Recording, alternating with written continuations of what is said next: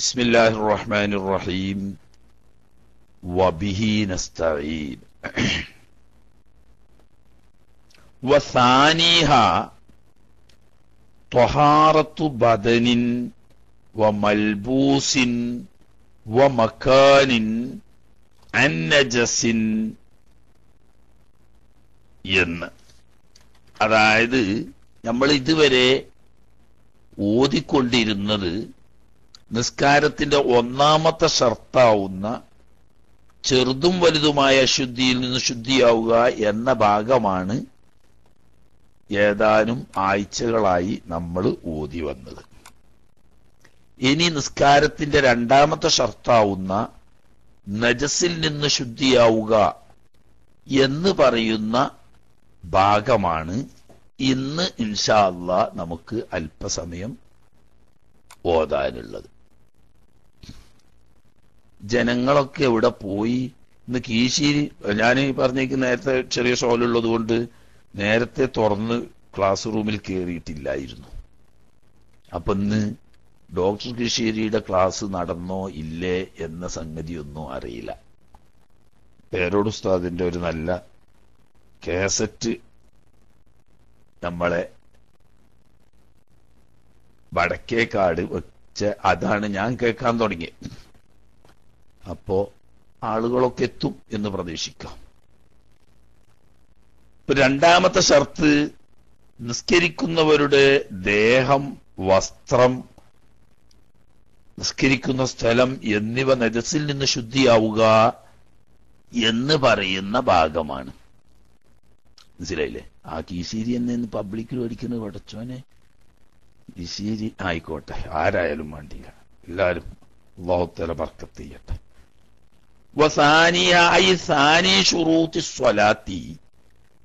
നിസ്കാരത്തിന്റെ ഷർത്തുകളിൽ നിന്നും രണ്ടാമത്തേത് ത്വഹാറത്തു ബദനിൻ, ദേഹം ശുദ്ധിയാവലാണ്. ദേഹം എന്ന് പറയുമ്പോൾ കുളിയിൽ നമ്മൾ പറഞ്ഞതല്ലാത്ത ഏതാനും ഭാഗങ്ങൾ കൂടി ഇവിടെ ഉൾപ്പെടും. അഥവാ മിൻഹു, ഈ ബദന് ദേഹം എന്ന് പറയുന്നതിൽ പെടും ദാഖിലുൽ ഫമി, വായിന്റെ ഉള്ള്.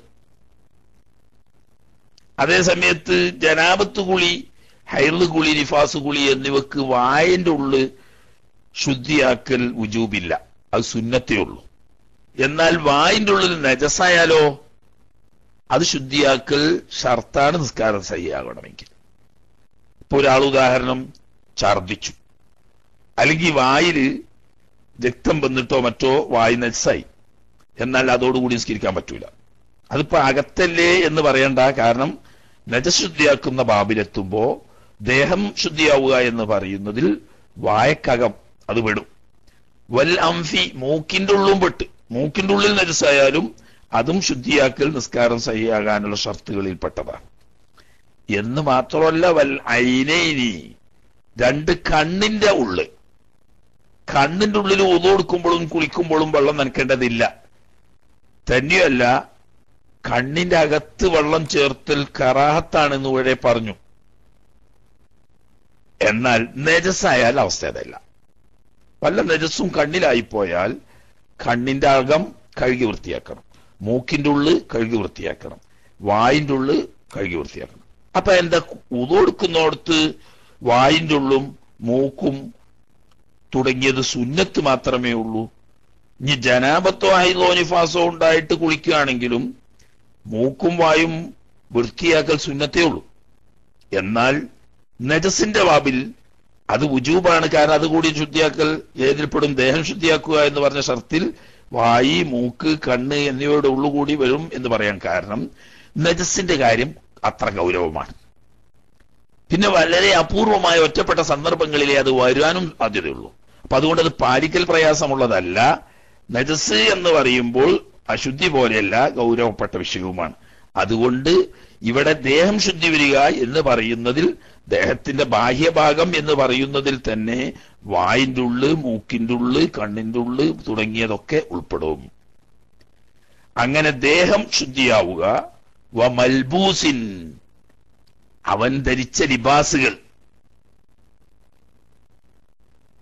വസ്ത്രം എന്ന് പറയാ, അത് ധരിക്കപ്പെട്ടതാവട്ടെ വൈരിഹി, അവൻ ധരിച്ച വസ്ത്രമല്ലാത്ത മറ്റു വല്ലതുണ്ട് എന്ന് പറഞ്ഞാൽ ടവലോ മറ്റോ പോലത്തെ ഉണ്ടെങ്കിൽ, അല്ലാത്തെന്ന് പറഞ്ഞതുപോലെ മിൻ കുല്ലി മഹ്മൂലില്ലഹു, അവന്റെ മേൽ ചുമക്കപ്പെടുന്നത്, അവൻ ചുമക്കുന്നതായിട്ടുള്ള എല്ലാം, അത് വസ്ത്രമായിട്ട് ധരിച്ചാലും വേണ്ടിയില്ല, അല്ലാതെ വെറുതെ തലയിൽ ഇങ്ങനെ വെച്ചേക്കാണ് അല്ലെങ്കിൽ ചുമലിൽ ഇങ്ങനെ ഇട്ടേക്കാണ് എന്നാലും ശരി, അതൊക്കെ ഈ പറയുന്ന വസ്ത്രം എന്ന് പറയുന്ന പട്ടികയിൽ വരും.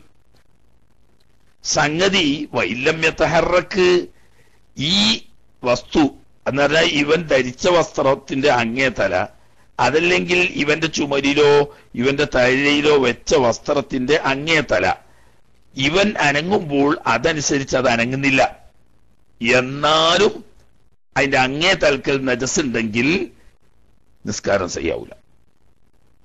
അതേസമയത്ത് സുജൂദിന്റെ ബാബിൽ വേറെ വിഷയം പറയുന്നുണ്ട്. ധരിച്ച വസ്ത്രത്തുമ്മൽ സുജൂദ് ചെയ്യാൻ പാടില്ല എന്ന് പറയും. ധരിച്ച വസ്ത്രത്തുമ്മൽ സുജൂദ് ചെയ്യാൻ പാടില്ല എന്ന് പറഞ്ഞു. പക്ഷെ ഒരാൾ വലിയ, നമ്മൾ ഈ സുഡാനികളൊക്കെ തലകെട്ടിട്ടുന്ന ജാതി അങ്ങനത്തെ വലിയൊരു തലകെട്ടാ കിട്ടിയ, അതിന്റെ ബാലുകട് നീണ്ടു കടന്നിട്ട് സുജൂദ് ചെയ്യുന്ന സ്ഥലം വരെ നീണ്ടു കിടക്കുക. അബ്ബൻ എഴുന്നേറ്റ് നിന്നാലും റുക്കൂ പോയാലും സുജൂദ് പോയാലൊന്നും അങ്ങേ തല ഇളകുന്നില്ല, ആ നിൽക്കുകയാണ്. അങ്ങനത്തെ തലയിൽ സുജൂദ് ചെയ്താൽ സുജൂദ് സയ്യാവും. കാരണം എന്താ, അവിടെ നോക്കുക, ഇവൻ ഇളകുമ്പോൾ കൂട്ടത്തിൽ ഇളകുന്നുണ്ടോന്നാ.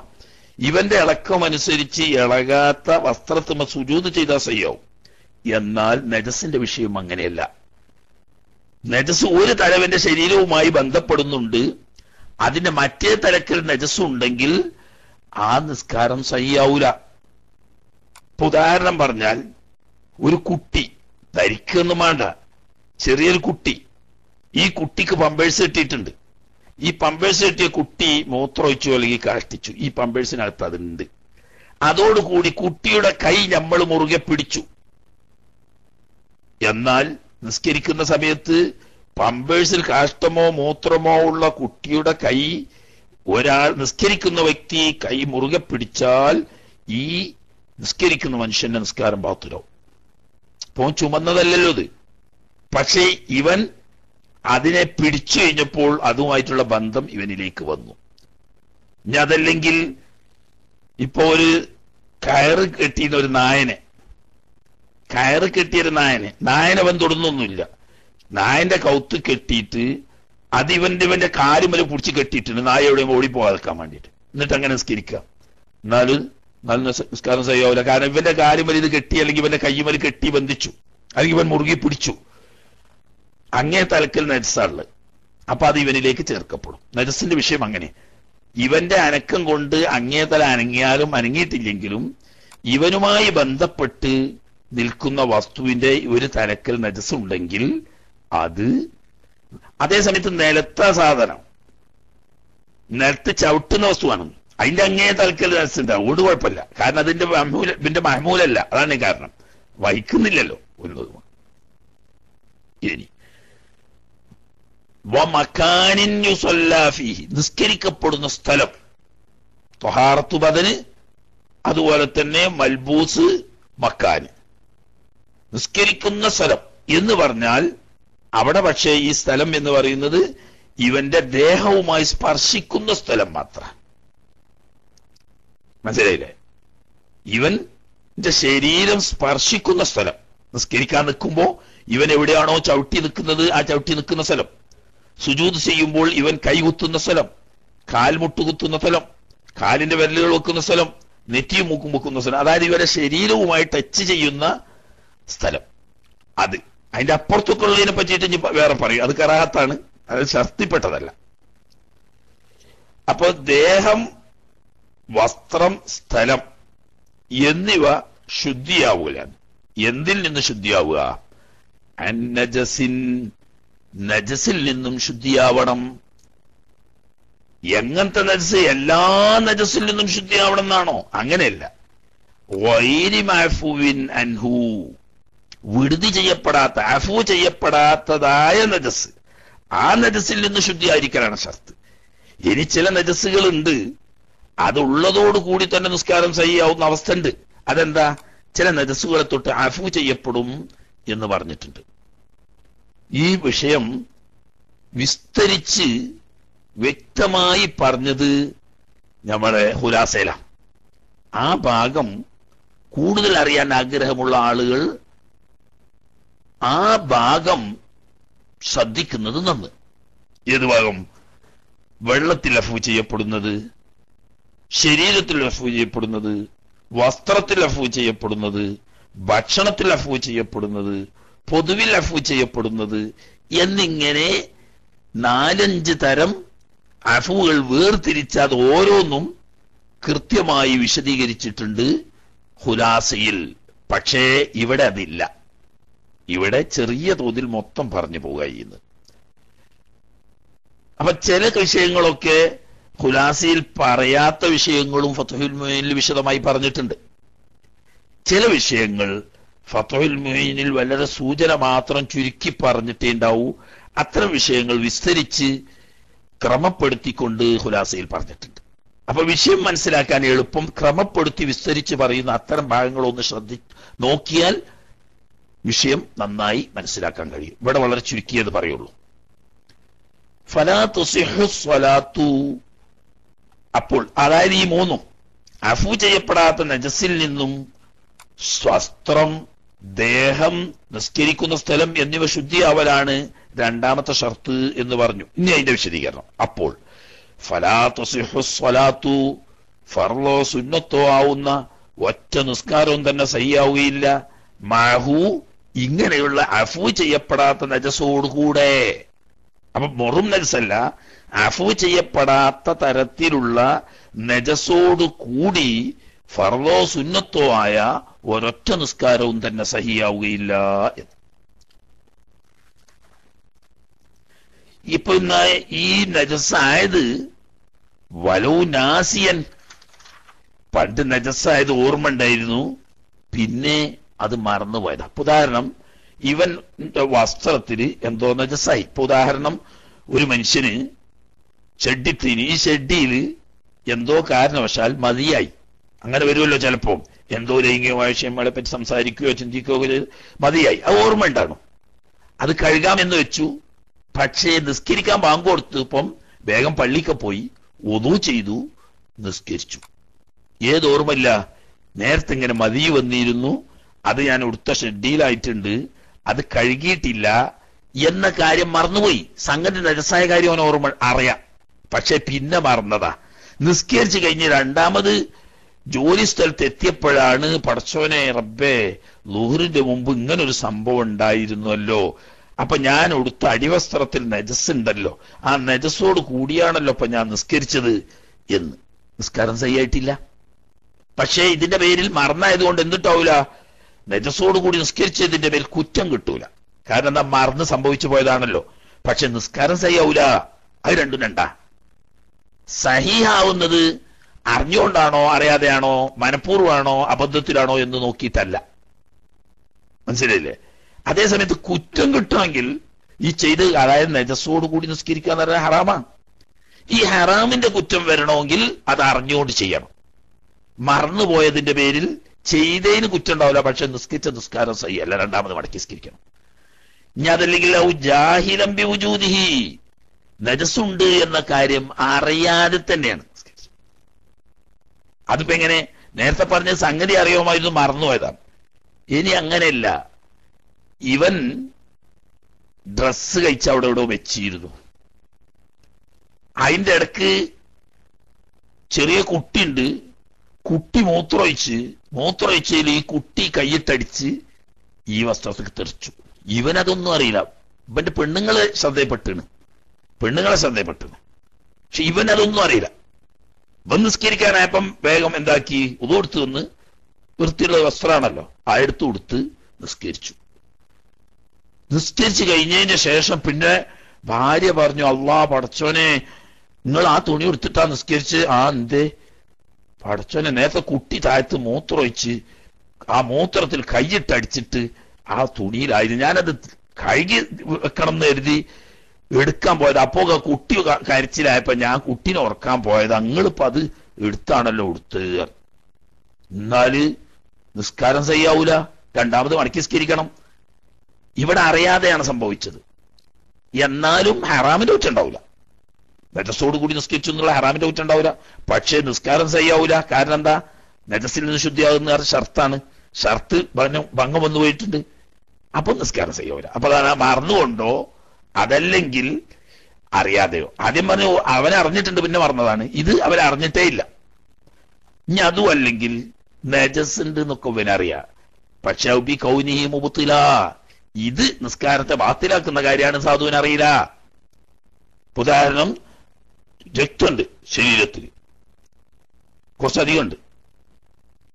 ഇതും കണ്ടും ചെയ്തേന്. അതിനിപ്പോ എന്താ? രക്തം കുറച്ചൊക്കെ ഉണ്ടാവണോണ്ട് എന്താ ഒന്നും അറിയില്ല. രക്തം എന്ന് പറയുന്നത് തോനുണ്ടായാൽ അഫു ചെയ്യപ്പെടാത്ത നജസാണെന്നും ആ നജസോട് കൂടി നിസ്കരിച്ച നമസ്കാരം ചെയ്യാവില്ല എന്നുള്ള വിവരം പോലില്ല. എന്നാൽ അത് അറിയുന്ന ഒരാൾ പറഞ്ഞു കൊടുക്കണം. അതറിഞ്ഞാൽ രണ്ടാമത് മടക്കി നിസ്കരിക്കണം. അപ്പൊ ഈ നജസ് ഉണ്ടെന്ന കാര്യം, അതായത് ദേഹത്തിലോ വസ്ത്രത്തിലോ ഇവൻ നിസ്കരിക്കാൻ നിന്ന സ്ഥലത്തോ അഫു ചെയ്യപ്പെടാത്ത തരത്തിലുള്ള നജസ് ഉണ്ടെന്ന കാര്യം അറിഞ്ഞുകൊണ്ട് നിസ്കരിച്ചാലും സഹിയാവൂല, മറന്നുകൊണ്ട് നിസ്കരിക്കാനും സഹിയാവൂല, അറിയാതെ നിസ്കരിച്ചാലും സഹിയാവൂല. അല്ലെങ്കിൽ ഇത് നിസ്കാരം ബാത്തിലാവുന്ന കാര്യമാണെന്ന് അറിയാതെ നിസ്കരിച്ചാലും സഹിയാവൂല. പിന്നെ അറിഞ്ഞു നിസ്കരിച്ചാൽ ഹറാമിന്റെ കുറ്റം കൂടി കിട്ടും. മറന്നുകൊണ്ടോ അറിയാതെയോ ഒക്കെ ആണെങ്കിൽ കുറ്റം ഉണ്ടാവൂല. ഈ വ്യത്യാസമേ ഉള്ളൂ. എന്താ കാരണം? നജസിൽ നിന്ന് ശുദ്ധിയാൽ ഷർത്താണ് പറയാൻ കാരണം ഈ ഖൗലിഹി തആല, അല്ലാഹു സുബ്ഹാനഹു വ തആല വിശുദ്ധ ഖുർആനിൽ പറഞ്ഞതുകൊണ്ട് സിയാബക വത്ഹിർ, അവിടുത്തെ വസ്ത്രത്തെ ശുദ്ധീകരിക്കണം എന്ന് ഉള്ള കൽപ്പന നേരിട്ട് നബി സല്ലല്ലാഹു അലൈഹി വസല്ലം തങ്ങളോടാണെങ്കിലും അവിടുത്തെ ഉമ്മത്തിനും അത് ബാധകമാണ്. അപ്പൊ വസ്ത്രം ശുദ്ധിയാക്കണം എന്ന് എഴുതിന്ന് കിട്ടി, ആയത്തുകൊണ്ട് കിട്ടി. എന്നാൽ ദേഹമോ, ദേഹം ശുദ്ധിയാക്കണം എന്ന് പറയുന്നത് അതിമെന്ന് ഖിയാസ് ചെയ്താൽ കിട്ടി. വസ്ത്രം തന്നെ ശുദ്ധിയാക്കണമെങ്കിൽ നജസ് ശുദ്ധിയാക്കണം എന്ന് പറയേണ്ട ആവശ്യമില്ല. അതിന്റെ പുറമേ വലി ഖബരി ശൈഖൈനി, ഇമാം ബുഖാരിയും മുസ്ലിമും റിവായത്ത് ചെയ്യുന്ന ഹദീസിലുണ്ട്, ഇദാ അഖ്ബലത്തിൽ ഹൈദത്തു ഫദഇ സ്വലാത്ത വഇദാ അദ്ബറത്ത് ഫൗസിലി അൻകി ദമ വസല്ലി. ഒരു ഇസ്തിഹാലത്ത് രോഗം ബാധിച്ച ഒരു സ്ത്രീയോട് നബി സല്ലല്ലാഹു അലൈഹി വസല്ലം തങ്ങൾ പറയാണ്, അതൊരു നിത്യശുദ്ധിയാണ്. രക്തം ഇങ്ങനെ പുറപ്പെട്ടുകൊണ്ടിരിക്കുന്ന സമയത്ത് ഹൈള് സാധാരണഗതിയിൽ ആദത്തുള്ള ദിവസങ്ങൾ വന്നാൽ ഫദഇ സ്വലാഹ്, ഹൈളിന്റെ ആദത്ത് പതിവുള്ള ദിവസങ്ങൾ വന്നാൽ അത്തരം ദിവസം നിങ്ങൾ നിസ്കരിക്കണ്ട. വൈദാദ്ബറത്ത്, സാധാരണ ഹൈളുണ്ടാവുന്ന സമയം കഴിഞ്ഞു, രക്തം അപ്പോഴും നിൽക്കുന്നില്ല, ഇസ്തിഹാലത്തല്ലേ. എന്നാൽ ഫൗസിലി അൻകി ദമ, ഈ പുറത്തു വന്നുകൊണ്ടിരിക്കുന്ന ഈ ബ്ലീഡിങ്ങിന്റെ രക്തം കഴുകി വൃത്തിയാക്കണം, വസല്ലി, എന്നിട്ട് നിസ്കരിച്ചു കൊള്ളണം. അത് ഹൈളല്ല, ഇസ്തിഹാലത്താണ്. രക്തം എന്നുള്ള നിലക്ക് നജസാണ്, കഴുകണം കേട്ടോ. അപ്പൊ രക്തം ശരീരത്തിൽ ഉണ്ടായാൽ കഴുകണം എന്ന് ഹദീസിൽ വന്നു. വസ്ത്രം ശുദ്ധിയാക്കണം എന്ന ആയത്ത് കൊണ്ടും വന്നു. അപ്പൊ ദേഹവും വസ്ത്രവും, ഈ വസ്ത്രം എന്ന് അറിയപ്പെട്ട ദേഹം സ്പർശിക്കുന്ന സ്ഥലം, അതാ സ്ഥലം എന്ന് അറിയേണ്ട ഉദ്ദേശിക്കുന്നത്. ഇതിപ്പോ നമ്മൾ 3 കാര്യമാണല്ലോ പറഞ്ഞത്: ദേഹം, വസ്ത്രം, നിസ്കരിക്കുന്ന സ്ഥലം. എന്നാൽ നിസ്കരിക്കുന്ന സ്ഥലം എന്ന് പറഞ്ഞതിൽ നേരത്തെ കിതാബിൽ പറഞ്ഞിട്ടില്ലെങ്കിലും വിശദീകരണത്തിൽ ഞാൻ പറഞ്ഞു, ദേഹം സ്പർശിക്കുന്ന സ്ഥലമാണ് അതുകൊണ്ട് ഉദ്ദേശിക്കുന്നത്. അതായത് നിൽക്കുമ്പോൾ ഇവന്റെ കാല് വെച്ച സ്ഥലം, സുജൂദ് ചെയ്യുന്ന സമയത്ത് ഇവന്റെ നെറ്റിത്തടം, മൂക്ക്, ഇവന്റെ കൈവെള്ള, അതുപോലെ തന്നെ കാൽമുട്ട്, കാലിന്റെ നെരിയ, കാലിന്റെ വിരലുകളുടെ പള്ള, ഇതൊക്കെയാണ് ഒക്കെ. ഇങ്ങനെ ഇവന്റെ ശരീരം സ്പർശിക്കുന്ന സ്ഥലം ധരിച്ചുന്ന ശുദ്ധിയാരാണ് ഷർത്ത്. അപ്പൊ ബാക്കിയുള്ളതിന് കുഴപ്പമില്ല എന്നായി. അതിനാ പറയും വലായുറു, നിസ്കാരം സഹിയാകുന്നതിന് കുഴപ്പമില്ല, ഒരു കുഴപ്പമില്ല എന്നർത്ഥം വെക്കണ്ടട്ടാ. ഇവിടെ വലായുറുന്റെ മേലെ പറഞ്ഞ ആ കുഴപ്പമില്ല എന്നർത്ഥം. മേലെ പറഞ്ഞ കുഴപ്പം എന്ന് പറയുന്നത് ഏതാ? നിസ്കാരം സഹിയാവൂല, ഷർത്താണ്, ശുദ്ധിയാകൽ ഷർത്താണ്. അപ്പൊ നജസോട് കൂടിയാണെങ്കിൽ നിസ്കാരം സഹിയാവൂല എന്ന് പറയുന്ന ആ കുഴപ്പമില്ല. എപ്പോ വഹാദാത്തു നജസിൻ, നജസ് നേരിടുക, ലിബദനി, അവന്റെ ശരീരത്തോട് സ്പർശിക്കുന്നില്ല, നേരിടുന്നുണ്ട്. ഉദാഹരണം, ഇവൻ നിസ്കരിക്കുന്ന മുസല്ലന്റെ നടുവിലൊരു നജസ് ഉണ്ട്. ഇവൻ അതിന്റെ ഇങ്ങേ തലക്കലാ നിൽക്കുന്നത്. 2 ഭാഗത്താണ് ഇവൻ കൈകുത്തുന്നത്, മുൻഭാഗത്താണ് നെറ്റി വെക്കുന്നത്.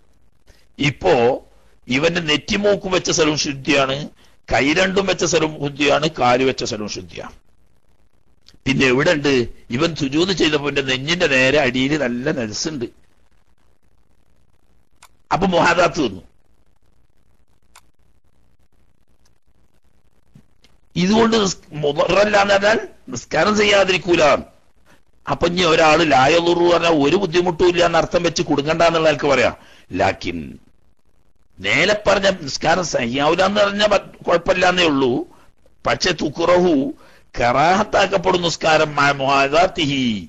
കേട്ടോ, നജസിനോട് നേരിട്ട് കൊണ്ട് നിസ്കരിക്കൽ കറാഹത്തുണ്ട്.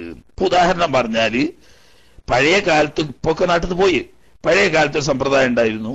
നിലം മെഴുകുന്ന സമയത്ത് ഈ ചാണകം കൂട്ടിയിട്ട് കരി കുഴച്ചിട്ട് തേക്കുക. അപ്പൊ ചാണകം മെഴുകിയ നിലത്ത് നിന്ന് നിസ്കരിക്കാൻ എന്തായാലും പറ്റൂല. എന്നാ അവിടെ പായ വിരിച്ചിട്ടോ മുസല്ല ഇട്ടിട്ടോ നിസ്കരിക്കാൻ പറ്റുമോ? പായയോ മുസല്ലയോ വിരിച്ചിട്ട് നിസ്കരിക്കാം. പക്ഷെ മുഹാദാത്ത് എന്ന് പറയുന്ന കറാത്ത് വരും. നേരെ സ്പർശിക്കുന്നില്ല, കാരണം പായിലാണല്ലോ നിൽക്കുന്നത്. പായന്റെ അടിയിൽ എന്തുണ്ട്? നജസുണ്ട്. അപ്പൊ അവിടെ മുഹാദാത്ത് വരും. ഇങ്ങനെ മുഹാദാത്ത് വരൽ കറാഹത്താണ്. മുഹാദാത്ത് എന്ന് പറഞ്ഞപ്പോ പറഞ്ഞേക്ക്, ഇപ്പൊ ഞാൻ പറഞ്ഞ ഉദാഹരണത്തിൽ നിങ്ങൾക്ക് ഏതേ മനസ്സിലായിട്ടുള്ളൂ. മണ്ണിന്റെ അടിയിൽ സുജൂദ് ചെയ്യുന്ന സമയത്ത് അതിനോട് മുഹാദാത്ത്. അത് മാത്രല്ല, ഈ മുഹാദാത്ത് ഇതുപോലെയൊക്കെ ഇസ്തിഖ്ബാലി നജസിൻ, നജസിലേക്ക് അഭിമുഖമായി നിൽക്കുന്നു എന്ന് പറഞ്ഞാൽ ഇവൻ നിൽക്കുന്ന സ്ഥലത്ത് ഇവന്റെ തൊട്ടു മുന്നിൽ സമീപത്തായിട്ട് നജസ് ഉണ്ട് ആ ചുമരിൽ. എന്നാലും പെട്ട് നേരെ നജസ് വേണമെന്നില്ല. മുത്തനജസിൻ, നജസായ ഒരു വസ്തു ഉണ്ട്. അതിന് നജസ് ആദ്യം പറഞ്ഞ മരം മൂത്രം പോലെയുള്ള അതിന് നജസ് ഉണ്ട്. അല്ലെങ്കിൽ അങ്ങനെയുള്ള എന്തെങ്കിലും നജസായ ഒരു വസ്തു ഉണ്ട്, അത് കറാത്ത. അപ്പൊ അത് ഇവന്റെ തൊട്ടടുത്ത് മുൻവശത്ത്, തൊട്ട് സമീപത്ത്, പിൻവശത്ത്, ഇടതുവശത്ത്, അതുപോലെ തന്നെ വലതുവശത്ത്, കീഴ്ഭാഗത്ത്, മുകൾ ഭാഗത്ത്, 6 ഭാഗത്തും ഇവന്റെ സമീപത്തായി നജസ് ഉണ്ടെങ്കിൽ അത് കറാഹത്താണ്. സമീപത്ത് അറിയണവരുണ്ട്. ഇനി വസ്സഖ്ഫു കദാലിക, മുഹാദാത്ത് ചെയ്യ, നേരിടുക എന്ന് അറിയുന്നത് കറാത്തായതുപോലെ തന്നെ മച്ചുമ്മലുണ്ടെങ്കിലും നജസ് ഹറാമ് തന്നെ ഈ കറാത്ത് വരും. പക്ഷെ അവിടെ ഷർത്തുണ്ട്. ഇൻ ഖറുബ മിൻഹു, ഈ മച്ചിനോട് ഇവൻ അടുത്താൽ, ബിഹൈസു യുഅദ്ദു, എണ്ണപ്പെടുന്ന കണക്കാക്കപ്പെടുന്ന നിലക്ക് മുഹാദിയൻ ലഹു ഉർഫൻ, നാട്ടുകണക്കനുസരിച്ച് സാധാരണഗതിയിൽ ഇതിനോട് നേരിട്ടെന്ന് പറയാൻ പറ്റുന്ന നിലക്ക് സമീപത്താണെങ്കിൽ, ഇപ്പൊ സാധാരണഗതിയിൽ 3 മീറ്റർ അല്ലെങ്കിൽ 3.5 മീറ്റർ ഉയരത്തിലായിരിക്കും മച്ചുണ്ടാകുക.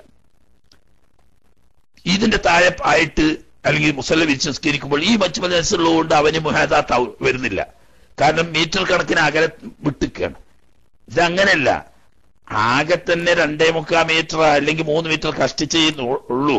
നല്ല ഉയരമുള്ള ഒരു കട്ടിലാണ്. ഈ കട്ടിലിന്റെ മുകളിൽ കയറി നിന്ന് അവൻ നിസ്കരിക്കുന്നത്. ഇപ്പൊ ഇവന്റെ തലയും ഈ മേലെ മച്ചും പുറവും തമ്മിൽ 1 മുഴം അല്ലെങ്കിൽ 1.5 മുഴം ഒക്കെ, അല്ലെങ്കിൽ 1 മുഴം അല്ലെങ്കിൽ അതിൽ താഴെയൊക്കെ അകലുള്ളൂ. അങ്ങനെ വരുമ്പോൾ മച്ചും പുറത്തുള്ളതും ഇവനിലേക്ക് ചേർക്കപ്പെടും. ഈ രീതിയിൽ ഇടതുവശത്തും വലതുവശത്തും മുൻവശത്തും പിൻവശത്തും മുകൾ വശത്തും അടിവശത്തും ഈ 6 ഭാഗത്തും ഇവനിലേക്ക് ചേർക്കപ്പെടുന്ന നിലക്ക് സമീപത്തായിക്കൊണ്ട് നജസുണ്ട്. ആ നജസിനോട് മുലാഖാത്ത് ചെയ്യുന്നില്ല, തൊടുന്നില്ല, സ്പർശിക്കുന്നില്ല. പക്ഷേ അതിനോട് അഭിമുഖീകരിക്കുന്നുണ്ട്, നേരിടുന്നുണ്ട്. എന്നാൽ അത് കറാഹത്ത. കണ്ടോ, ലായദുറു എന്ന് പറഞ്ഞിട്ട് പിന്നെ കറാഹത്ത് പറഞ്ഞ. അപ്പൊ ലായദുറു കൊണ്ട് ഉദ്ദേശിക്കുന്നത് എന്താണ്? മുമ്പ് പറഞ്ഞ ആ കുഴപ്പമില്ലാന്ന്. അഥവാ നിസ്കാരം സയ്യാവും എങ്കിൽ പോലും ഇവനിലേക്ക് ഉറുഫൻ ചേർക്കപ്പെടുന്ന നിലക്ക് സമീപത്താണെങ്കിൽ അത് കറാഹത്ത് വരും. ഇനി ഇതിപ്പോ നിസ്കാരത്തിന്റെ അവസ്ഥ ഇപ്പൊ നമ്മൾ പറയുന്നത്. നിസ്കാരത്തിൽ ദേഹവും വസ്ത്രവും ഒക്കെ നജസിൽ നിന്ന് ശുദ്ധിയാകൽ ഷർത്താണ്. എന്നാൽ വലാജിബു, നിർബന്ധമില്ല. ഇജ്തിനാബു നജസി, നജസിനെ വെടിയൽ, നജസിനെ വിട്ടകന്ന് കഴുകി വൃത്തിയാക്കി ശുദ്ധിയായി നിൽക്കൽ വുജൂബില്ല. ഫീ ഗൈരി സ്വലാത്തി, നിസ്കാരത്തിലല്ലാതെ സാധാരണ അവസ്ഥയിൽ എന്ന് പറഞ്ഞാൽ ഒരാൾ മൂത്രമൊഴിച്ച് ഉടനെ കഴുകി വൃത്തിയാക്കിക്കൊള്ളണം എന്ന് നിർബന്ധമുണ്ടോ? അങ്ങനെയില്ല. ഒരാൾ മലവിസർജനം നടത്തി ഉടനെ കഴുകി വൃത്തിയാക്കിക്കൊള്ളണം നിർബന്ധമുണ്ടോ? അങ്ങനില്ല. എന്നാൽ നിസ്കരിക്കാൻ പോവുകയാണ്, അല്ലെങ്കിൽ ഉദു എടുക്കാൻ പോവുകയാണ് എങ്കിൽ അത് വൃത്തിയാക്കണം. നജസ്സോട് കൂടി നിസ്കാരം ചെയ്യാവൂല. അപ്പൊ ഈ നിസ്കരിക്കാൻ വേണ്ടി അതുപോലെയുള്ള കാര്യങ്ങൾക്ക് വേണ്ടിയാണ് ഈ നജസിനെ കഴുകി വൃത്തിയാക്കുന്നത് ഉജൂബാവുകയുള്ളൂ. അല്ലാതെ നജസിൽ നിന്നിട്ട് വിട്ടകന്ന് നിൽക്കുക എന്നത് ഉജൂബല്ല. എവിടെയും ഉജൂബല്ല എന്നാണോ? അല്ലല്ല. വമഹല്ലുഹു, അതായത് ഈ നജസിനെ വിട്ടകന്ന് നിൽക്കൽ നിർബന്ധമില്ല എന്ന് പറഞ്ഞത് സ്ഥലം എവിടെയാണ്? എല്ലായിടത്തും അങ്ങനെയാണോ? അതല്ല. ഫീ ഗൈരി തളമ്മുഹി ബിഹി, ഈ നജസ് കൊണ്ട് അവൻ പുരട്ടാത്ത സമയത്താണ്. അവൻ ആ നജസിനെ പുരട്ടിയതല്ല. എവിടെ? ഫീ ബദനിൻ, ദേഹത്തിലോ ഔസൗബിൻ, അല്ലെങ്കിൽ വസ്ത്രത്തിലോ. അപ്പൊ ഇവൻ കാരണം കൂടാതെ ദേഹത്തിലോ വസ്ത്രത്തിലോ നജസ് പുരട്ടിയതാണെങ്കിലോ ഉടനെ കഴുകി വൃത്തിയാക്കൽ ഉജൂബ. മനസ്സിലായില്ലേ? അവിടെ ഇജ്തിനാബു നജസ് ഉജൂബ. എന്നാൽ നിസ്കാരത്തിലല്ലാതെ ഈ നജസിനെ വിട്ടകലൽ ഉജൂബില്ല എന്ന് പറഞ്ഞ എവിടെയാണ്? മനഃപൂർവ്വം ദേഹത്തിലോ വസ്ത്രത്തിലോ പുരട്ടിയതല്ലെങ്കിൽ. മനഃപൂർവ്വം പുരട്ടിയതാണെങ്കിലോ ഹുവ ഹറാമുൻ. എന്നാൽ ഈ നജസ് കൊണ്ട് തളമ്മുഹ് ചെയ്യൽ, ഹുവ പറഞ്ഞതാ, ഈ നജസ് കൊണ്ട് പുരട്ടൽ അത് ഹറാമാണ്. ബിലാഹജത്തിൻ, അകാരണമായി ആവശ്യമില്ലാതെ ഒരാള് വെറുതെ ശരീരത്തിൽ ചോര തേച്ചു, അല്ലെങ്കിൽ ശരീരത്തിൽ കള്ളാക്കി, അതല്ലെങ്കിൽ ചലമോ ഛർദിച്ചതോ മലമോ മൂത്രമോ പോലെയുള്ള ഒരു നജസ് ദേഹത്തിൽ എവിടെയെങ്കിലും മനഃപൂർവ്വമാക്കി, അല്ലെങ്കിൽ വസ്ത്രത്തിൽ മനഃപൂർവ്വമാക്കി, അത് ഹറാമാ. എന്നാൽ ഹാജത്തുണ്ടെങ്കിലോ കുഴപ്പമില്ല താനും. ഹാജത്ത് എന്ന് പറഞ്ഞ ഉദാഹരണം പറഞ്ഞാൽ ചികിത്സാ ആവശ്യത്തിന് വേണ്ടിയിട്ട് ചിലപ്പോൾ ഗോമൂത്ര ചികിത്സയൊക്കെ ചെയ്യാറുണ്ടല്ലോ. അങ്ങനെ ഗോമൂത്ര ചികിത്സ ചെയ്യുകയാണെങ്കിൽ അത് നിശ്ചിത സമയം വരെ ശരീരത്തിൽ പുരട്ടി നിൽക്കണം എന്നാ. അതിന് ശേഷമാണ് അത് കഴുകിക്കളയുക. അതിനൊരു കുഴപ്പമില്ല. അപ്പൊ ശരീരത്തിൽ പുരട്ടി തന്നെ ആവശ്യത്തിന് വേണ്ടിയാണ്, അതിന് കുഴപ്പമില്ല. ആവശ്യത്തിന് വേണ്ടിയാണെങ്കിൽ പുരട്ടാം. ശറഅനുവദിക്കുന്ന ആവശ്യത്തിന് വേണ്ടിയല്ലാതെ ദേഹത്തിലോ വസ്ത്രത്തിലോ നജസിനെ ഇവൻ പുരട്ടിയതാണെങ്കിൽ ഉടനെ കഴുകൽ ഉജൂബ അല്ല. ഓൻ പുരട്ടിയതൊന്നും അല്ല. പുതിയ മൂത്രമൊഴിക്കാൻ മുട്ടിയപ്പോ മൂത്രമൊഴിച്ചതാ, മലവിസർജനത്തിന് മുട്ടിയപ്പോ മറക്കിരുന്നതാണ്. എന്നതുപോലെ ചോര എന്തോ തട്ടിയിട്ടോ മുട്ടിയിട്ടോ ചോര ശരീരത്തിൽ ഒലിച്ചു പോയതാണ്, ഇപ്പം തേച്ചതൊന്നുമല്ല. എന്നാൽ ഉടനെ കഴുകിക്കൊള്ളണം എന്ന് ഉജൂബില്ല. നിസ്കാരാദി കാര്യങ്ങൾക്ക് വേണ്ടി ശുദ്ധിയാക്കണം എന്നേ ഉള്ളൂ. എന്നാൽ എന്താ ഇപ്പൊ ഈ നജസ് എന്ന് പറഞ്ഞാൽ അത് ശരിയാണല്ലോ. ഒവ്വ നജസ് എന്നാൽ ശർഅൻ, ഭാഷാർത്ഥത്തിലല്ല ഷറൈന്റെ അർത്ഥത്തിൽ. എല്ലായിടത്തും ഷറൈന്റെ അർത്ഥം പറയുന്നതിന് മുമ്പ് ലോത്തം പറയാറുണ്ട്. ഇവിടെ അത് പറഞ്ഞിട്ടില്ല. ലോത്തം പറഞ്ഞാൽ കുല്ലു മുസ്തഖ്ദരിന്ന, എല്ലാ മ്ലേച്ഛമായ വസ്തുക്കളും എന്നാണ് ഷറയിലല്ലാതെ ഭാഷാർത്ഥത്തിൽ നജസ് എന്ന് പറയുന്നത്. ആ അർത്ഥത്തിൽ നല്ലോ മനസ്സിലാക്കണം. ഇനി ഇഷ്കാൽ ചോദിക്കാൻ വരുമ്പം ഇന്നമൽ മുശ്രിക്കൂന നജസുൻ എന്ന് അല്ലാഹു തആല ഖുർആനിൽ പറഞ്ഞിട്ടുണ്ടല്ലോ. മുശ്രിക്കീങ്ങൾ നജസാണ്. അപ്പൊ ഒരു മുശ്രിക്കിനെ തൊട്ടാൽ നമ്മൾ കഴുകണോ? അല്ലെങ്കിൽ ഒരു മുശ്രിക്ക് ഉപയോഗിച്ച വസ്ത്രം നമ്മൾക്ക് ഉപയോഗിക്കണമെങ്കിൽ അത് കഴുകണോ എന്ന ചോദ്യം വേണ്ട. അത് ലോത്തിൽ ഭാഷാർത്ഥത്തിലുള്ള നജസ. ഭാഷാർത്ഥത്തിലുള്ള നജസിനെ പറ്റി എന്ത് പറയും? മുസ്തഖ്ദർ, മ്ലേച്ഛ വസ്തു. അത് ബാഹ്യമാകാം, ആന്തരീയമാകാം. മനസ്സിലായില്ലേ? ബാഹ്യമായത് എന്ന് പറയുന്നതാണ് ഇപ്പൊ ഉദാഹരണം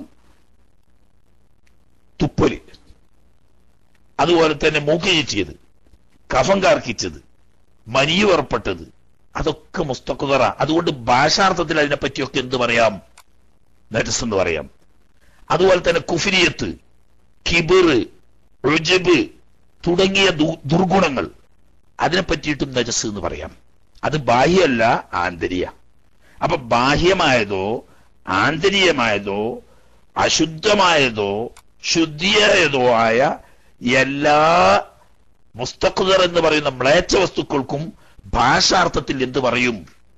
നജസ്, നജസ് എന്ന് പറയും. ഈ അർത്ഥത്തിലാണ് ഇന്നമൽ മുശ്രിക്കൂന നജസുൻ, മുശ്രിക്കുകൾ മാലിന്യങ്ങളാണ് എന്ന് പറഞ്ഞാൽ അവരുടെ വിശ്വാസം മലിനമാണ്. അത് ബാഹ്യമായി തൊട്ടാ കഴുകണമെന്നോ അല്ലെങ്കിൽ ഓം പിടിച്ചാൽ അവിടെ കഴുകണമെന്നോ അതൊന്നുമല്ല ഇതിന്റെ അർത്ഥം. അവൻ ആന്തരികമായി ആദർശപരമായി മലിനമായ വിശ്വാസം വെച്ച് പുലർത്തുന്നവനാണ് എന്ന അപ്പറഞ്ഞ അർത്ഥം. അതുകൂടി പറയേണ്ടിയിരുന്നു. സാധാരണഗതിയിൽ അങ്ങനെ പറയാറുണ്ട്, ഇവിടെ പറഞ്ഞിട്ടില്ല. ശറയിൽ എന്നാൽ എന്താ?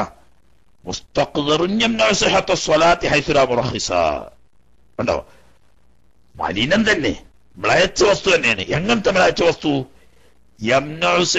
സ്വലാത്തി, നിസ്കാരം സഹിയാകുന്നതിന് തടസ്സമാകുന്ന തരത്തിലുള്ള മ്ലേച്ഛ വസ്തു. അപ്പൊ മ്ലേച്ഛ വസ്തു രണ്ടു അതിൻ്റെ നായി. നിസ്കാരം സഹിയാവുന്നതിന് തടസ്സമില്ലാത്തതും തടസ്സമുള്ളതും.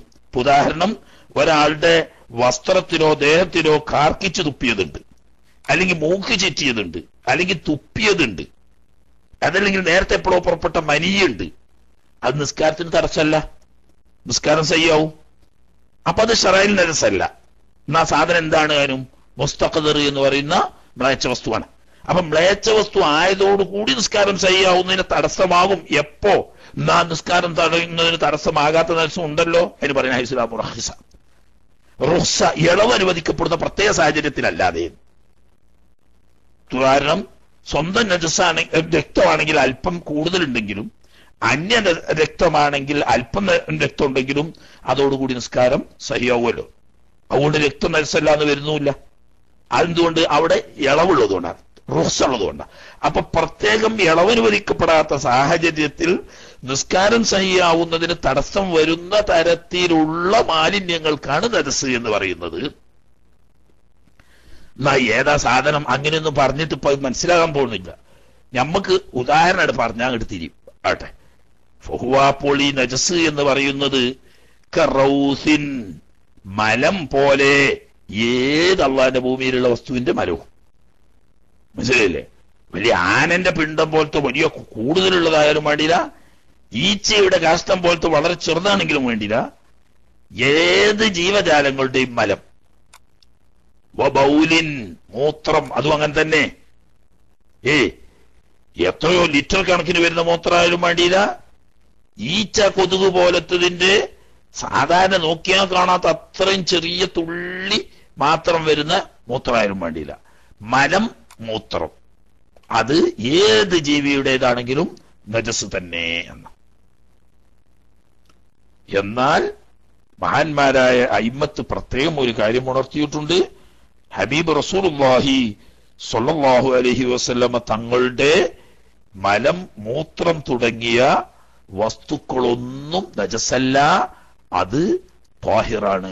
അത് നമുക്ക് ആ ചർച്ച ഇവിടെ വലിച്ചു കൊണ്ടുവരേണ്ട ആവശ്യമില്ല.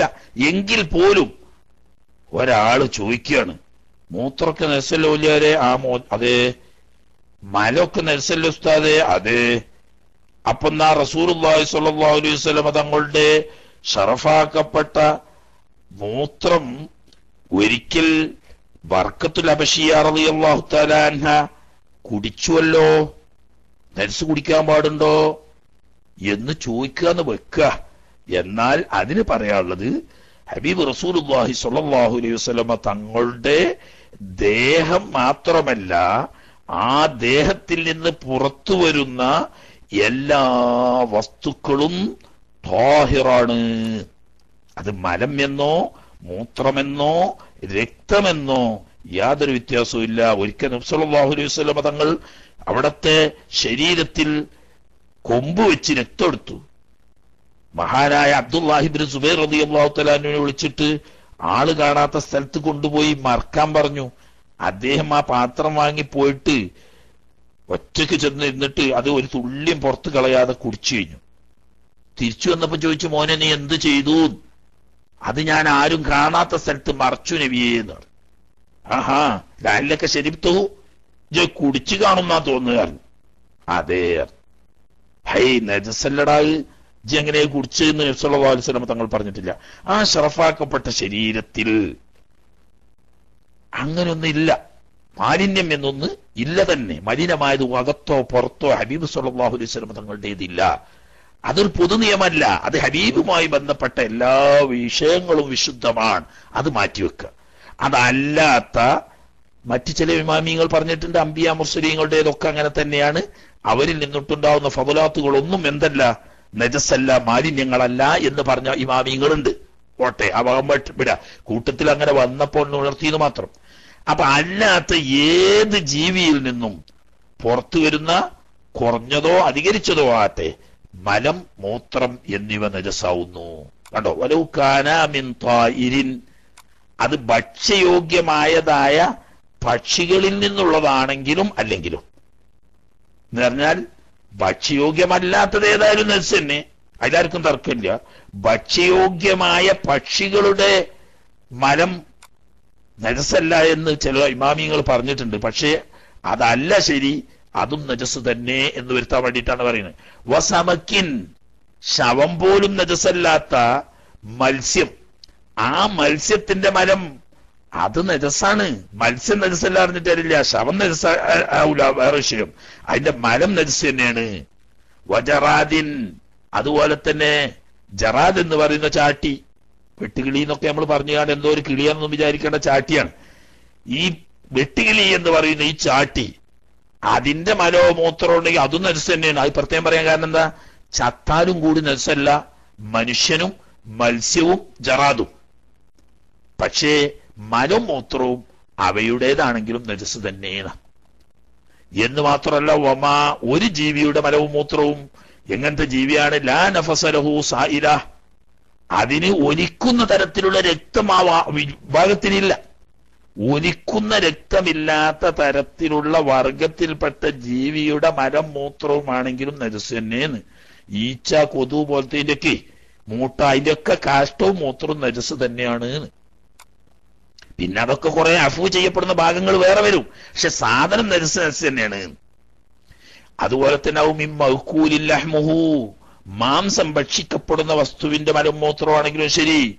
ഇപ്പൊ നമ്മൾ സാധാരണ ഉപയോഗിക്കുന്ന കോഴി, ആട്, കാള, അതുപോലെ തന്നെ ഒട്ടകം തുടങ്ങിയ ഭക്ഷ്യയോഗ്യമായ മൃഗങ്ങളുടെ മലം മൂത്രമാണെങ്കിൽ അതും നജസ് തന്നെ. അലല്ല സ്വഹീ, അതാണ് ഷാഫി മദ്ഹബിൽ മുഅ്തമദായ വജ്ഹ്.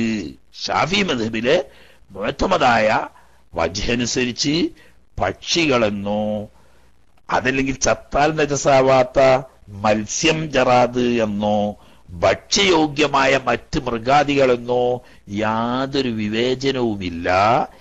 എല്ലാ ജീവികളുടെയും മലവും മൂത്രവും നജസ് തന്നെ എന്ന. എന്നാൽ ഖാലൽ ഇസ്തഖ്രിയു വറുയാനിയു, മുജ്തഹിദീങ്ങളായ അസ്ഹാബുൽ വുജൂഹിൽപ്പെട്ട ഷാഫി മദ്ഹബിലെ രണ്ട് ഇമാമിങ്ങളാണ് മഹാനായ ഇമാം ഇസ്തഖ്രി റഹ്മത്തുള്ളാഹി അലൈഹി തങ്ങൾ, ഇമാം റുയാനി റഹ്മത്തുള്ളാഹി അലൈഹി തങ്ങൾ. മിൻ അഇമ്മത്തിന, നമ്മുടെ ഷാഫി മദ്ഹബിലെ അസ്ഹാബുൽ വുജൂഹിൽപ്പെട്ട ഇമാമിങ്ങളാണ് ഈ റുയാനി ഇമാമും ഇസ്തഖ്രി ഇമാമും ഒക്കെ. ഈ രണ്ട് മഹാന്മാരായ നമ്മളെ ഇമാമിങ്ങൾ പറയുന്നു. അതാണ് അസഹിന്റെ മുഖാബില. അസഹ് എന്ന് പറഞ്ഞാൽ ബാക്കി എല്ലാ ഇമാമിങ്ങളും പറഞ്ഞ വജ്ഹാണ്. ഈ രണ്ട് മഹാന്മാരായ ഇമാമിങ്ങൾ അതിന് വിയോജിപ്പാണ്. അപ്പൊ അവര് വജ്ഹ് ലൈഫാണ്, അസഹിന്റെ എതിരാണ് എന്നർത്ഥം. ഏതുപോലെയൊക്കെ മാലിക്കിൻ, ഇമാം മാലിക് റഹ്മത്തുള്ളാഹി അലൈഹി തങ്ങൾ പറഞ്ഞതുപോലെ തന്നെ വ അഹ്മദ, ബഹുമാനപ്പെട്ട ഇമാം അഹ്മദ് ബിൻ ഹംബൽ റളിയല്ലാഹു തആല അൻഹു തങ്ങൾ പറഞ്ഞതുപോലെയും. എന്താണ് അപ്പൊ ഹംബലി മദ്ഹബും മാലിക്കി മദ്ഹബും പറയുന്നതും നമ്മളെ മദ്ഹബിൽ തന്നെയുള്ള ഇമാം ഇസ്തഖ്രിയും ഇമാം റുയാനിയും റഹ്മത്തുള്ളാഹി അലൈഹി, ഈ മഹാന്മാര് പറയുന്നത് എന്താണ്, ഇന്നഹുമാ, ഈ മലവും മൂത്രവും ത്വാഹിറാനി, അത് രണ്ടും ത്വാഹിറാണ്, ശുദ്ധമാണ്, മിനൽ മൗകൂൽ, ഭക്ഷിക്കപ്പെടുന്ന ജീവികളിൽ നിന്ന്. മനസ്സിലായില്ലേ? അപ്പൊ പൂച്ച പാത്തിയ നജസ, കാരണം തിന്നാൻ പറ്റാത്ത ജീവിയാണല്ലോ, അത് കാഷ്ടിച്ചാലും നജസ. എന്നാൽ കോഴി കാഷ്ടിച്ചാൽ നജസല്ല, ആട് മൂത്രിച്ചാൽ നജസല്ല, പശു കാഷ്ടിച്ചാൽ നജസല്ല, ഒട്ടകം കാഷ്ടിച്ചാലും മൂത്രിച്ചാലും അതും നജസല്ല. കാരണം എന്താ, അതിന് മാംസം ഭക്ഷിക്കപ്പെടുന്ന ജീവികളല്ലേ. അപ്പൊ പിന്നെ മത്സ്യത്തിൻ്റെത് നജസല്ല എന്ന് പറയേണ്ട ആവശ്യമില്ല. ആ കൗലനുസരിച്ച് ജറാദിന്റെ നജസല്ല എന്ന് പറയേണ്ട ആവശ്യമില്ല. കാരണം അതൊക്കെ ചത്താലും കൂടി തിന്നാൻ പറ്റുന്ന ജീവിയല്ലേ. അപ്പൊ ഭക്ഷ്യയോഗ്യമായ മൃഗങ്ങൾ, ജീവികൾ എന്നിവയുടെ മലം, മൂത്രം എന്നിവ നജസല്ല എന്നാണ് മാലിക്കി മദ്ഹബും ഹംബലി മദ്ഹബും. നമ്മുടെ മദ്ഹബിൽ രണ്ട് ഇമാമിയങ്ങളാവുന്ന ഇസ്തഖ്രി ഇമാമിന്റെയും റുയാനി ഇമാമിന്റെയും അഭിപ്രായവും അതാണ്. എന്നാൽ നമ്മുടെ മദ്ഹബിൽ മുഅ്തമദ് നജസ് തന്നെ. ഇപ്പോ ഈ കൗലെടുത്ത് ഈ രണ്ടാം കൗലാവുന്ന ഇമാം ഇസ്തഖരി തങ്ങളുടെയോ റൂയാനി ഇമാമിന്റെയോ ഒക്കെ കൗലെടുത്തുകൊണ്ട്, അതല്ലെങ്കിൽ മാലിക്കി മദ്ഹബിന്റെയോ ഹംബലി മദ്ഹബിന്റെയോ കൗലെടുത്തുകൊണ്ടൊക്കെയാണ് ഇപ്പൊ നമ്മള് ആട്ടും കാഷ്ടം വിൽക്കുന്നു, കോഴിക്കാഷ്ടം വിൽക്കുന്നു, വളം വിൽക്കുന്നു തുടങ്ങിയതൊക്കെ. നജസ് വിൽക്കാൻ പാടില്ല എന്നാണല്ലോ. അപ്പൊ നമുക്ക് പച്ചക്കറി ഉണ്ടാക്കണം, അപ്പൊ ഒരു കൊട്ട വളം കിട്ടണം, വിൽക്കാൻ പാടില്ല, വാങ്ങാനും പാടില്ല. വെറുതെ ഒരു തരുവോ? അപ്പൊ പിന്നെ ഹിബത്താക്കുക. ആ മസാലക്കൊന്നും നിൽക്കൂല. ഒരേ തോന വർത്താനം പറയണ്ട. ഒരു കൊട്ട വളമാണെങ്കിൽ 25 ഉറുപ്യ തരാൻ പറ്റുമോ? ആ എന്നാ ആയിക്കോട്ടെ. ഇസ്തിഖ്രി ഇമാമിന്റെ റുയാനി ഇമാമിന്റെയും കൗലെടുത്തുകൊണ്ട് ഒരു കൊട്ട വളം 25 ഉറുപ്യക്ക് ഞാൻ എന്നോട് വാങ്ങി ഞങ്ങൾക്ക് വിറ്റു. ഹലാസ്, കുഴപ്പമില്ല. കാരണം എന്താ? ഓരോ മതം അനുസരിച്ച് നെച്ചല്ല, നെച്ചല്ലെങ്കിൽ വിൽക്കും വാങ്ങും ചെയ്യാലോ. അതേസമയത്ത് മദ്ഹബ് ഷാഫി മദ്ഹബ് അനുസരിച്ച് അത് വിൽക്കാനും പറ്റൂല, വാങ്ങാനും പറ്റൂല. അധികം കൊടുക്കുക, ഹിബത്ത് കൊടുക്കുക, അങ്ങോട്ടും ഇങ്ങോട്ടും ഒക്കെ. ഇനി വലോ റാസത്ത് കാഷ്ടിച്ചാൽ, ഔ കാഅത്ത് അല്ലെങ്കിൽ ഛർദിച്ചാൽ, ബഹീമത്തുൻ ഒരു മൃഗം കാഷ്ടിക്കുകയോ അതല്ലെങ്കിൽ ഛർദിക്കുകയോ ചെയ്ത്, എന്തിനെ? ഹബ്ബൻ, ഒരു ധാന്യത്തെ. എന്തോ ഒരു ധാന്യം, ഒരു ധാന്യത്തെ ഒരു മൃഗം കാഷ്ടിച്ച്. ഉദാഹരണം, പശു കാഷ്ടിച്ചു, അല്ലെങ്കിൽ കാള കാഷ്ടിച്ചു, അല്ലെങ്കിൽ ആട് കാഷ്ടിച്ചു. ആടിന്റെ പിന്നെ അങ്ങനെ ഉണ്ടാവില്ല. ഈ കാളയോ പശുവോ ഒക്കെ കാഷ്ടിച്ച കാഷ്ടത്തിൽ എന്തുണ്ട്? കുറെ വിത്തുകളുണ്ട്. അത് എന്തോ കായ് തിന്ന കൂട്ടത്തിൽ അതിന്റെ വിത്തുണ്ട്. അപ്പൊ അവിടെ നോക്കുക, ഈ വിത്ത് വൈൻ കാണ സ്വൽബൻ, കേടൊന്നും പറ്റാതെ നല്ല ഉറപ്പുള്ളതാണ്.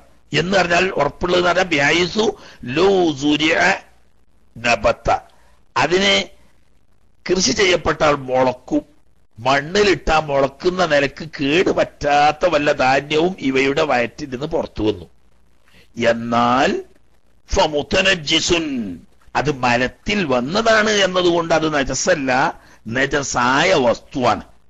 എന്ന് പറഞ്ഞാൽ കുട്ടി തുണിയിൽ മൂത്രമൊഴിച്ചാൽ തുണി മുത്തനജ്ജിസാവുന്നത് പോലെ ഈ കുരു അല്ലെങ്കിൽ ഈ കായ മുത്തനജ്ജിസാണ്, കഴുകിയാ മതിന്ന്, അതിന് നജസായിട്ടില്ല.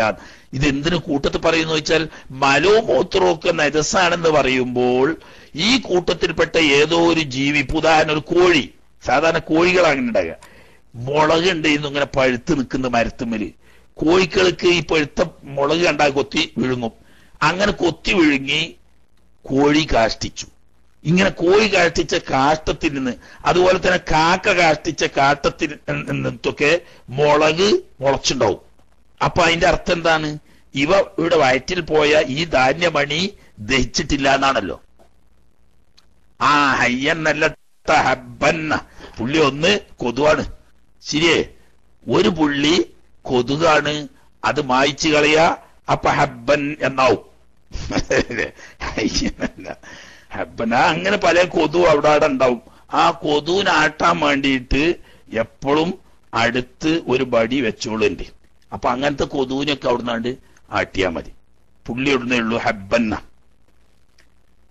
അപ്പൊ ഈ മുളകിൽ മുളച്ചു എന്നെങ്കിൽ അപ്പൊ ആ മുളകിനെ പറ്റി മുത്തനജ്ജിസ് എന്നീ പറയാനുള്ളൂ, കഴുകിയാ ശുദ്ധിയാവും. അപ്പൊ അത് മലത്തിൽ വന്നതാണെങ്കിലും മലത്തിന്റെ വിധി ഇതില്ല ആ പറയാനാണ് ഇപ്പൊ പറഞ്ഞത്. യൂസല് കഴുകപ്പെടേണ്ടതാണ്, യൂക്കല് ഭക്ഷിക്കപ്പെടേണ്ടതാണ് എന്നല്ല, ഭക്ഷിക്കാൻ പറ്റുന്ന സാധനമാണ്. അല്ലാതെ ഇപ്പം ദുന്യാവിലൊരു സാധനം ഇല്ലാഞ്ഞിട്ട് ഒരു പശു കാഷ്ടിച്ച അല്ലെങ്കിൽ ഒരു കോഴി കാഷ്ടിച്ച കാഷ്ടത്തിൽ നിന്നിട്ട് ഒരു ധാന്യമണി പൊറുക്കിക്കൊണ്ടുവന്ന് കഴുകിയിട്ട് തിന്നോളണം, അങ്ങനെയല്ല. ഭക്ഷ്യയോഗ്യമാണെന്ന് പറഞ്ഞാൽ മുത്തനജ്ജിസ് ആയിട്ടുള്ളൂ. മുത്തനജ്ജിസ് കഴുകിയാൽ ശുദ്ധിയാവും. പിന്നെ അതുകൊണ്ട് എന്തൊക്കെ ചെയ്യാൻ പറ്റും അതൊക്കെ ചെയ്യാം എന്നാ പറഞ്ഞ്. അപ്പൊ മലം നജസായി എന്നതുകൊണ്ട് മലത്തിലൂടെ പുറത്തു വന്ന ധാന്യമണി കേടുവരാതെ ഉറച്ചു നിൽക്കുന്നുണ്ടെങ്കിൽ അത് മലത്തിന്റെ വിധി അതിലില്ല, അത് മുത്തനജ്ജിസായ വസ്തുവാണ്, കഴുകിയാ ശുദ്ധിയാവൂന്ന് എന്നാ അപ്പൊ പറഞ്ഞ്. ഓക്കെ, വയില്ല. ഇനി അങ്ങനല്ല, ഈ ധാന്യമണി ഉറച്ചതല്ല, പകർച്ച സംഭവിച്ചിട്ടുണ്ട് എന്ന് പറഞ്ഞാൽ അത് കുഴിച്ചിട്ട് ആ മുളക്കാത്ത നിലക്ക് ചെറിയ തോതിലെങ്കിലും പകർച്ച സംഭവിച്ചിട്ടുണ്ടെങ്കിൽ ഫനജസുൻ, അപ്പൊ അതിന് നജസായി. അപ്പൊ മലം എന്ന് പറയുന്ന കൂട്ടത്തിൽപ്പെടും. അപ്പൊ ഇങ്ങനെയുള്ള മൃഗങ്ങളുടെ മലവും മൂത്രവും നജസാനെന്ന് പറഞ്ഞാലും അതിൽ വരുന്ന ധാന്യമണികൾ വസ്തുക്കളൊക്കെ കേടുവരാത്ത നിലക്കുണ്ടെങ്കിൽ അത് മുത്തനജിസയാവുള്ളൂ, അതിന് നജസാവില്ല. അല്ല ചെറിയ തോതിലെങ്കിലും കേട് വന്നിട്ടുണ്ടെങ്കിലോ സാധനം നജസ് തന്നെ ആവുകയും ചെയ്യും. ഇതിപ്പോ ധാന്യത്തിന്റെ വിധി. ഫലം യുബയ്യനു, മഹാന്മാരായ ഇമാമിയങ്ങൾ വ്യക്തമാക്കിയിട്ടില്ല ഹുക്കുമ ഗൈറുൽ ഹബ്ബി, ധാന്യമണി അല്ലാത്ത വേറെ വസ്തുക്കൾ വല്ലതും ഉച്ചങ്ങൾ വിഴുങ്ങി. എന്നാലോ ധാന്യമണി എന്നെ ആയിക്കൊള്ളുന്നില്ലല്ലോ. ഉദാഹരണം പറഞ്ഞാല് ഒരു മാല ഉണ്ടേനി, മുത്തുമണിയാ, ആ മാലിന്റെ ചരട് പൊട്ടി, കോഴി ഇത് കണ്ടാട് പാഞ്ഞു വന്ന് ഇത് വല്ല തിന്നാൻ പറ്റുന്ന സാധനം ഇത് കൊത്തി വിഴുങ്ങി. അങ്ങനെ കുറെ മാലമണി കോഴിക്കോടൊക്കെ അവിടെ കൊത്തി വിഴുങ്ങി. പിന്നെ എന്റെ പണി എന്താ വെച്ചാൽ പിറ്റേന്ന് നേരം വെളുത്തോടെ മുതൽ കോഴിക്കൂട് തരിയാനും കോഴി നടക്കണോടത്തൊക്കെ തരിയാൻ നടക്കുക. അങ്ങനെ നോക്കുമ്പോ കാഷ്ടത്തിൽ അവിടെ കാണാനുണ്ട് ഈ മുത്തുമണികൾ. ആ മുത്തുമണി എടുത്ത് രണ്ടാമത് കഴിക്കാൻ കുഴപ്പമൊന്നുമില്ല. ഇവിടെ ഇപ്പൊ പറഞ്ഞ എന്തിനെ പറ്റി മാത്രമേ ഉള്ളൂ, ധാന്യമണിയെ സംബന്ധിച്ചേ പറഞ്ഞിട്ടുള്ളൂ, ബാക്കിയുള്ളത് പറഞ്ഞിട്ടില്ല. എന്നാൽ ഖാല ഷെയ്ഖുന ഇബ്നു ഹജർ അൽ-ഹൈതമി റഹ്മത്തുള്ളാഹി അലൈഹി തങ്ങൾ പറയാണ്, എന്താ പറയുന്നത്,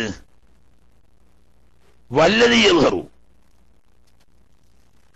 വാഹിറാകുന്നത് മനസ്സിലാകുന്നത്, അന്നഹു ഒരു വസ്തു, ഏത് ഈ ധാന്യമണി അല്ലാത്ത മറ്റൊരു വസ്തു ഇങ്ങനെയുള്ള ഏതെങ്കിലും മൃഗങ്ങളോ ജീവികളോ ഭക്ഷിച്ച് ഇൻ തഗയ്യറൻ ഹാലിഹി ഖബ്ലൽ ബൽഇ, ഈ ജീവി ഈ വസ്തുവിനെ വിഴുങ്ങുന്നതിന് മുമ്പ് ഏതൊരവസ്ഥയിലായിരുന്നോ അത്, ആ അവസ്ഥയിൽ നിന്ന് അതിന് വല്ല മാറ്റവും വന്നിട്ടുണ്ടെങ്കിൽ, വല്ല പകർച്ചയും സംഭവിച്ചിട്ടുണ്ടെങ്കിൽ, പകർച്ചാന വലോ യസീറൻ, കുറഞ്ഞ തോതിലെങ്കിലും വിഴുങ്ങുന്നതിന് മുമ്പുണ്ടായിരുന്ന അവസ്ഥയിൽ നിന്ന് രണ്ടാമത് മരത്തിൽ പുറത്തു വന്നപ്പോൾ ചെറിയ പകർച്ച വന്നിട്ടുണ്ടെങ്കിൽ ഫനജസുൻ, ഇത് മലം എന്ന് പറയുന്ന ഐനു നജസിൽപ്പെടും.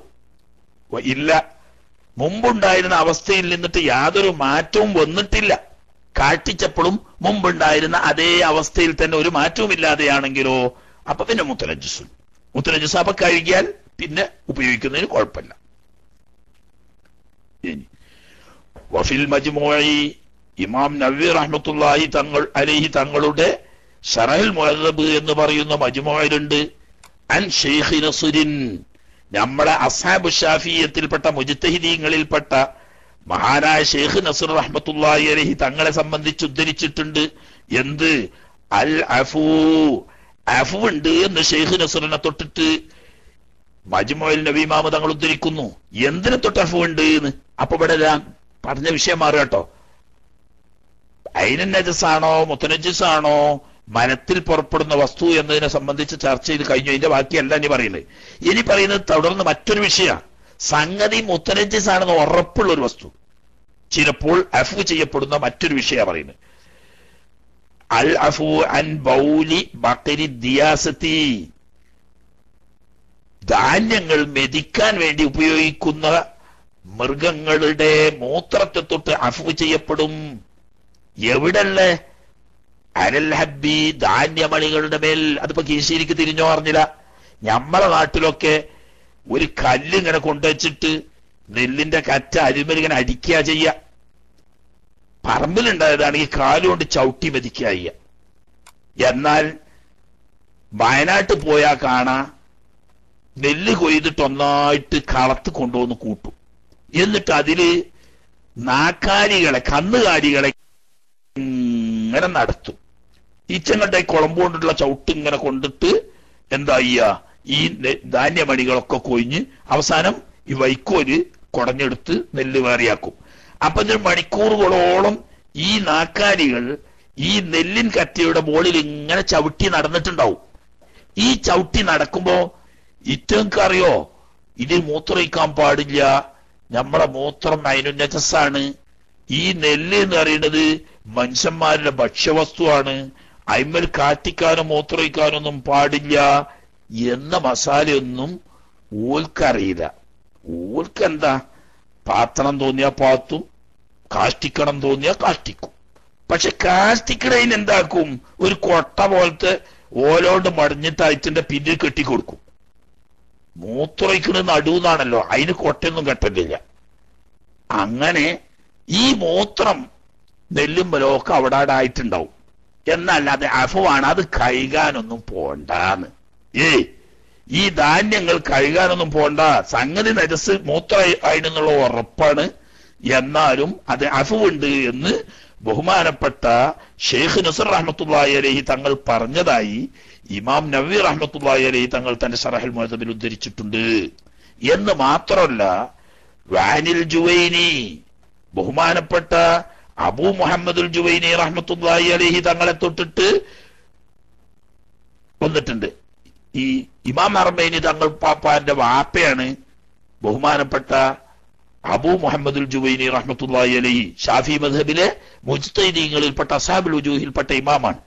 മഹാനവർകളെ തൊട്ടിട്ട് തശ്ദീദുൻ നക്കീർ, ഗൗരവപൂർവമുള്ളതായ ഇൻകാർ, അനിൽ ബഹ്സി അൻഹു, ഇങ്ങനെ ഈ മെതിക്കാൻ ഉപയോഗിച്ച മൃഗങ്ങൾ മൂത്രവെച്ചിട്ടുണ്ടോ എന്നതിനെ അന്വേഷിക്കുന്നതിനെ തൊട്ടും വതത്ഹീരിഹി, അതിൽ നിന്ന് ശുദ്ധിയാക്കുന്നതിനെ തൊട്ടിട്ടും കഠിനമായ എതിർപ്പുണ്ട്. വസ്വാസ്, വേറെ പണിയൊന്നുമില്ല, ബടിയെടുത്ത് അടിച്ചണോലെ എന്നൊക്കെ പറഞ്ഞിട്ട് ബഹുമാനപ്പെട്ട അബൂ മുഹമ്മദുൽ ജുവൈനി റഹ്മത്തുള്ളാഹി അലൈഹി കഠിനമായി അതിനെ എതിർത്തിട്ടുണ്ട്. അത് ആദ്യം പറഞ്ഞതിന് ഒന്നിനൊരു ശക്തിപ്പെടുത്തിയ ഷെയ്ഖ് നസർ പറയുന്ന അഫുണ്ട് എന്ന്. അതേ അഭിപ്രായം തന്നെ ആർക്കും ഉള്ളത്, ഇമാം ജുവൈനിക്കും ഉള്ളത്. മൂപ്പര് അവിടെ പറഞ്ഞ് നിർത്തിയില്ല, ഒന്നുകൂടി കടുപ്പത്ത് പറഞ്ഞു. ഓസ്വാസുകാര് ശൈത്താന്റെ ഓൽക്കൊന്ന് കൊടുക്കാൻ വേണ്ടി ഒരു വടിയുണ്ട്. അവിടെ മൂത്രമൊഴിച്ചണോ, ഇവിടെ നജസായിണോ, അത് കഴുകണോ, അതിനൊന്നും നിൽക്കണ്ട, അതൊക്കെ ഓസ്വാസാണ് എന്ന് ആര് പറയുന്നു? ഇമാം അബൂ മുഹമ്മദുൽ ജുവൈനി റഹ്മത്തുള്ളാഹി അലൈഹി പറയുന്നു. എന്ന് പറഞ്ഞാൽ അത് അഫു ഉണ്ട് എന്നുള്ളതിനെ ഒന്നുകൂടി അരക്കിട്ട് ഉറപ്പിച്ചിരിക്കേണ്ടത് എന്നർത്ഥം. ഇമാം ഫിസാരി റഹ്മത്തുള്ളാഹി ബഹസായി പറഞ്ഞിട്ടുണ്ട്. എന്ന് പറഞ്ഞാൽ മുൻഗാമികളായ അസ്ഹാബ് പറഞ്ഞതിൽ നിന്നിട്ടും ഇസ്തിംബാത്തായിട്ട് അതിൽ നിന്നിട്ട് പിടിച്ചെടുത്തതായിട്ട് പറയുന്നു.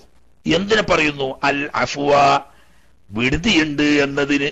അൻ ബൈരിൽ ഫഇറത്തി, എലിയുടെ ഉണക്ക കാഷ്ടത്തെ തൊട്ട്, ഇദാ വഖഅ, ആ കാഷ്ടം വല്ലതും വീണുപോയാൽ, ഫി മാഇൻ,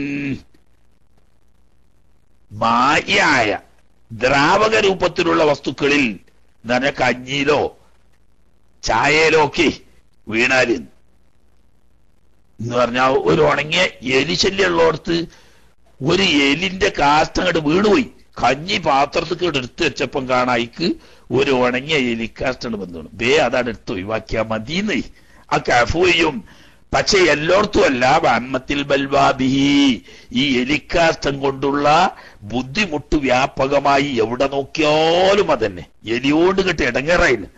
അപ്പൊ നോക്കുമ്പോ ചായയിലും എലിക്കാട്ടം, കഞ്ഞിയിലും എലിക്കാട്ടം, ഇങ്ങനെ പരക്കെ വന്നാൽ അഫു വരേണ്ടതാണ് എന്ന് ബഹുമാനപ്പെട്ട ഇമാം ഫിസാരി ബഹസായി പറഞ്ഞിട്ടുണ്ട്. ഇനി നമ്മളെ വക ഒന്ന് പറയാം. അതായത് ബാക്കി അറബിയൊക്കെ ഒന്നും അതത്ര പരിചയമില്ല. ബഹുമാനപ്പെട്ട മഹ്ദൂമങ്ങൾ പാപ്പ നമ്മളെ മലയാളിയാണല്ലോ, അതുകൊണ്ട് നാട്ടിലുള്ള ഒരു സംഭവം പറയാം. അമ്മ മാ, ഒരു വസ്തു, യൂജതു, അതിനെ എത്തിക്കപ്പെടാറുണ്ട്, അല വറക്കി ബാദ് ഷജറത്തി, ഷജരി, ചില മരത്തിന്റെ ഇലയുടെ മേൽ. നമ്മളെ നെച്ചിണ്ടല്ലോ, കിശിരിയ പള്ളിക്കാട്ടിലൊക്കെ ഉണ്ടാകുന്ന നെച്ചി അറിഞ്ഞിട്ട് ആ നെച്ചിന്റെ ഇലമ്മലുണ്ടാവും. അതുപോലെ തന്നെ മുരിക്കിന്റെ ഇലമ്മലുണ്ടാവും. ഇങ്ങനെ ചില പ്രത്യേക മരത്തിന്റെ ഇലയുടെ മേലുണ്ടാവും. കറവത്തി, പതയായിട്ട്, തുപ്പലിന്റെ പത പോലെ പതയായിട്ട് കാണാം. അത് ഫനജുസുന്നത് നജസാണ്. അപ്പൊ ഇവർക്കറിയില്ല. ഈ ആനത്തുകാരനൊക്കെ അത് പറഞ്ഞുകാണ്ട് ഇങ്ങനെ അലമ്പായിക്കാം. കാരണം മൂപ്പര് കണ്ടിട്ടില്ല, മൂപ്പര് പെടുത്തുകാരല്ലേ ഇവിടെ ഉണ്ടാക്കി കാണുന്നു. അതിന് പാമ്പും തുപ്പല് എന്നാ നമ്മളവിടെ പറയലല്ലേ കിശിരിയെ? ബാക്കിയുള്ളവർക്കൊന്നും അറിയില്ല. അറിയാം നമ്മളവിടെ കരുന്നെച്ചിമ്മലും കാണാം. അതുപോലെ തന്നെ മറ്റേ നമ്മളെ നാട്ടിലേക്ക് പറയാ പാമ്പും തുപ്പലെന്ന. പാമ്പ് അത് വെച്ചൊരു ബന്ധമില്ല, അതെന്തോ ഒരു ജീവിന്റെ തുപ്പല. ഏതായാലും ആട്ടെ, കണ്ടാ നല്ല തുപ്പല്, കട്ടിയുള്ള തുപ്പല്, നൊരയുള്ള തുപ്പല് വരക്കും. ഈ സാധനം നജസാണ് എന്ന് പറയുന്നു. അതിന് കാരണം ഇമാമ പറയാണ്, കാരണം ഈ തുപ്പല്, ഈ പാമ്പും തുപ്പല് എന്ന് പറയുന്ന സാധനം യഹ്റുജു, അത് പുറപ്പെടുന്നത് മിൻ ബാത്തിനി ബാദി ദീദാരി. കണ്ടോ, ആ പുഴുവ ഒരു തരത്തിലുള്ള പുഴുവിന്റെ ഉള്ളിൽ നിന്ന് പുറപ്പെടുന്ന വസ്തുവാണ്. ആ പാമ്പ് തുപ്പല് എന്ന് നമ്മൾ പറയുന്നുള്ളൂ, പാമ്പല്ല അത് തുപ്പുന്നത്, മറിച്ച് ഒരു തരം പുഴുവിന്റെ ഭാഗത്ത് നിന്ന് വരുന്നതാണെന്നാണ് ആര് പറയുന്നത്? ബഹുമാനപ്പെട്ട മഹദൂമങ്ങൾ. അതുകൊണ്ട് വയറ്റിൽ നിന്ന്, ഒരു ജീവിയുടെ വയറ്റിൽ നിന്ന് പുറപ്പെട്ടതായതുകൊണ്ട് അത് നജസാണ്. എവിടുന്ന് പറഞ്ഞു? കമാഷൂഹിതാരിക്കാന്ന് അത് കണ്ട്. കാരണം അന്നൊക്കെ പള്ളിക്കാട്ടിൽ ഇഷ്ടം പോലെ നെച്ചുണ്ടാവുമല്ലോ. അപ്പൊ ഈ നെച്ചിമൽ നല്ലോണം കാണും ചെയ്യും. അപ്പൊ നല്ലോണം സൂക്ഷിച്ച് നോക്കുമ്പോ ഇതൊരു പുയിന്റെ വയറ്റിൽ നിന്ന് ഇങ്ങനെ വരികയാണ്. ആടാ ഇത് കണ്ട ഒരു പുഴു അതിന്റെ വയറ്റിൽ നിന്ന് പുറത്തു വിടുന്ന സാധനാണ്, നേരിൽ കാണപ്പെട്ടിട്ടുണ്ട്. അപ്പൊ കണ്ടറിഞ്ഞതാണ്. അതുകൊണ്ട് ആ പാമ്പും തുപ്പല് എന്ന് പറയുന്നത് നജസാവുന്നു. ഇനി വേറെ വിഷയം, വലൈസൽ അംബറു, എന്നാൽ അംബർ എന്ന് പറയുന്ന ഒരു സാധനമുണ്ട്, അത് റൗസൻ, അത് തിമിംഗലത്തിന്റെ കാഷ്ടമാണെന്ന് ചില സാധുക്കൾ തെറ്റിദ്ധരിച്ചു. അത് ശരിയല്ല. ഇത് അംബർ എന്ന് പറയുന്നത് കാഷ്ടമല്ല, മറിച്ച് എന്താണ്? ഖിലാഫൻ ലിമൻ സഹമഹു, ചില ആളുകൾ അങ്ങനെ പറഞ്ഞു. കാരണം ഓര് പറയാൻ കാരണമുണ്ട്. ഈ കടലിന്റെ അടിയിൽ പവിഴപ്പുറ്റുണ്ട്. അംബർ എന്ന് പറഞ്ഞാൽ ആ സാധനക്കാരൻ പവിഴപ്പുറ്റ്. ഈ പവിഴപ്പുറ്റ് വളർന്നു വരുമ്പം തിമിംഗലങ്ങൾ അത് കൊത്തി വിഴുങ്ങും. അത് ഇറ്റന്റെ വയറ്റിൽ വന്നാൽ ഇറ്റെങ്കിൽ പല രോഗമായി മാറും. പിന്നെ അവസാനം ഇവ പൊങ്ങി വന്ന് പുറത്തു വിടും. അപ്പോ ഈ സാധനം എന്താണെന്ന് തോന്നി? ഈ മത്സ്യത്തിന്റെ കാഷ്ടാണ് എന്ന് ധരിച്ചു. അതായത് തിമിംഗലത്തിന്റെ കാഷ്ടാണ്. അത് ശരിയല്ല. ബൽഹുവ, സാധനം നബാത്തും ഫിൽ ബഹരി. കണ്ടോ, കടലിന്റെ അടിയിൽ ഉണ്ടാകുന്ന ഒരു തരം പുറ്റാണ്, ഒരു ചെടിയാണ്, ഒരു തരം ചെടി. അതിൽ നിന്നിട്ട് ചില ജീവികൾ ഭക്ഷിക്കുകയും അവ പുറത്തു വിടുകയും ചെയ്യുകയാണ്. അതിനൊരു പകർച്ച വരൂല. അപ്പൊ അത് നജസ് വെള്ളത്തിലും ഉണ്ടാണ്. അപ്പൊ നജസല്ല. മേലെ തല മുത്തരജിസാന്നേ പറയേണ്ടതുള്ളൂ. മുത്തരജിസായ കൈകാ ശുദ്ധിയാവും ചെയ്യുമല്ലോ. ആട്ടെ, അപ്പൊ മലം, മൂത്രം ഇവ രണ്ടും നജസാണ്. ഇനി ബാക്കി ഭാഗങ്ങൾ ഇൻഷാ അല്ലാഹ് തുടർന്ന് ഉള്ള ക്ലാസ്സുകളിൽ അല്ലാഹു സുബ്ഹാനഹു വ തആല, അത്രതല്ല, അത്രംബർ പറയുന്നത് വേറെ, അത്രംബറല്ല. ഈ പറയുന്നത് ഒരു തരത്തിൽ കടലിൽ ഉണ്ടാവുന്ന ഒരു തരം ചെടിയാണ്. ആ ചെടി കൊത്തി വിഴുങ്ങിയിട്ട് അത് വയറ്റിൽ ദഹിക്കാതെ കിടക്കുമ്പം ഇറ്റ പുറത്തു കൊണ്ടുവന്നിട്ട് ഛർദിക്കും. അത് ശേഖരിച്ചാൽ രത്നങ്ങളുടെ ശേഖരത്തിൽപ്പെട്ടതാണ് ഈ പറയുന്ന അമ്പർ. അല്ലാതെ ഏതല്ല, നമ്മുടെ കസ്തൂരി പോലെ എണ്ണപ്പെടുന്ന ഒരു സുഗന്ധദ്രവ്യമാകുന്ന അമ്പർ.